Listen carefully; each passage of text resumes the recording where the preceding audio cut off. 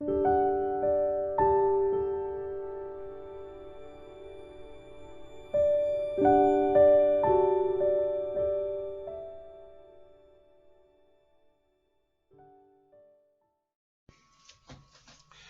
continue with June's weekly meditation instead of the normal service, taking a little break from the normal service, which I've been doing now for over a year. And so this week I want to think about healing. The readings for this week are about Jesus' healing ministry. And healing is one of the most, I think, important thing for not only Christians, but I think all religious people. Healing is really what we're aiming at in one way, or one way of thinking of what we're aiming at with religion and spirituality. Healing is that setting ourselves right with all that around us. Healing is not the same thing as getting better. When you are sick, when you have an injury, you either get better or don't get better. But healing is the next step. In fact, you might not get better from an illness or an injury, but you might be healed from it. And healing is a much deeper and more all-encompassing understanding of what it means to be human.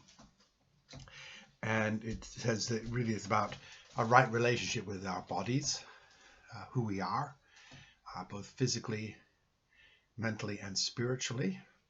It's a right relationship with other people, with the environment in which we live.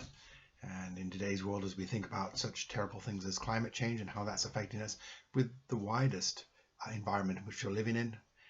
But it also has a spiritual element in that sense of our understanding of our relationship with the beyond the physical, whatever that is, be it values, be it a religious entity, be it just a force within the universe.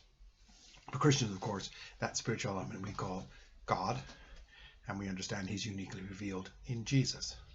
So for Christians, is that relationship, the language we would use is that it's a relationship with God through Jesus. Other religious traditions and other philosophical traditions would use other language, but that sense of something beyond the physical, beyond just the ordinary life. I mean, or just might, for humanists or other people, might just be values or beauty or something of that nature. So a right relationship with all three of these elements is what healing and health is about. And healing is the process of finding our way to health. As I said, it'd be quite possible for someone to not get better. I'm currently reading a book where one of the subplots of it is the man has lost his arm and he's trying to come to terms with living in a world with only one arm. Now, he is never going to grow his arm back, but hopefully towards the end he will find a reconciliation with what has happened with him. He'll find wholeness in himself and he'll come to terms with injury. That would be healing. He won't get better, but he could be healed. And all of us are aware, if we use this sort of language or this idea of being ill-healthed, not whole, not healthy, we all realize there's parts of our lives that are bringing that to us. Some of them parts that we perhaps can't control because we have illnesses that are beyond our control. Luckily, we might have doctors who help us to live with them. We all have weaknesses, particularly as we get older. We find our bodies are not able to do what they used to be able to do. We might have disabilities, lack of sight, lack of hearing, lack of being able to speak. We might also suffer from ill health because of our environment. If we live in a place where there is poison in the air due to traffic or industrial work or whatever, we might be unhealthy because of that, or the water isn't safe. So there are aspects of our health that are, in a sense, out of our control. And in a sense, healing then is coming to terms with those. Perhaps coming to terms, if it's an illness, we just have to accept and look how we can use that illness and come to terms with the reality of our mortality. If it's something in our environment, maybe we need to campaign and work with others to remove that so it doesn't affect us in that way.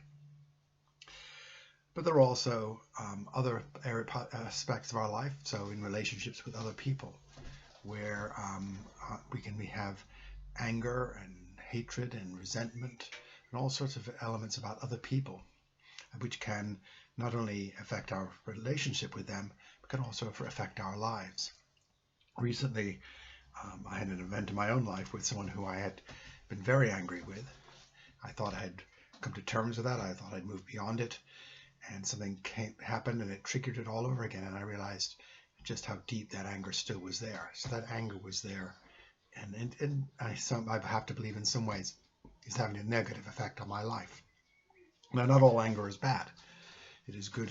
Going back to our thing about the environment, if where you're living is polluted and your water is not right, then it's good to be angry. It's good to be angry at people losing and not having been treated properly. It's good to be angry at injustice. It's good to be angry at things that are damaging other people or the environment or whatever. Those are good angers, and we shouldn't let go of them, because they hopefully will inspire us to bring change and work so the cause of the anger will be eliminated. And we have sometimes a right to be angry at people who've done wrong things to us.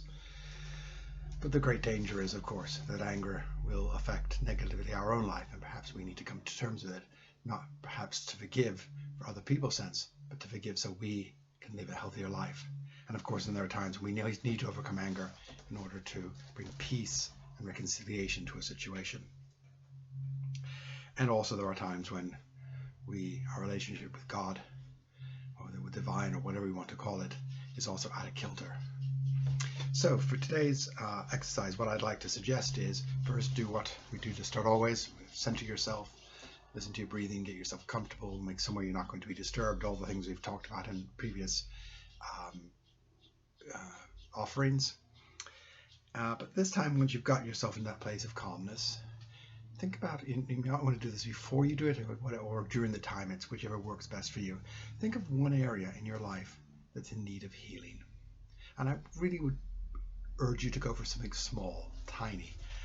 Don't think about perhaps giving up smoking or overeating or whatever other things, or addictions or whatever it is. Those are too big. And this, in the sense, is a small meditation. And I think if you do this regularly, you will begin to deal with those bigger issues. But for the time being, just choose something small. I don't know, maybe it is an anger you have towards someone, a frustration. Maybe it is a resentment. Maybe it is a small pain in your life of whatever physical. Maybe it's something you feel guilty about. I want you to reflect upon that. Spend some time just reflect upon it. Reflect upon what the feeling is you have. Reflect upon just how it feels to have that pain, to have that resentment, to have whatever that is.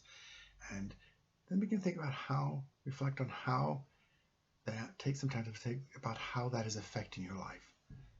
What it is doing to your deeper life. Is it making you less trusting? Is it making you draw away from others? Is it making you afraid to do things? Is it making you angry and breaking relationships with other people? Once you've done that, begin to reflect about how you can overcome it. And not in some grand way, but just a tiny way.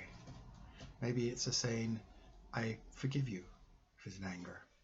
Maybe it's just accepting that you aren't able to do what you thought you could do in the past. And that's all right, because there's other things you can now do. Or maybe it isn't so important you do that. Or maybe you find another way to find the same joy. So you can't run any longer, but you can walk or ride a bicycle.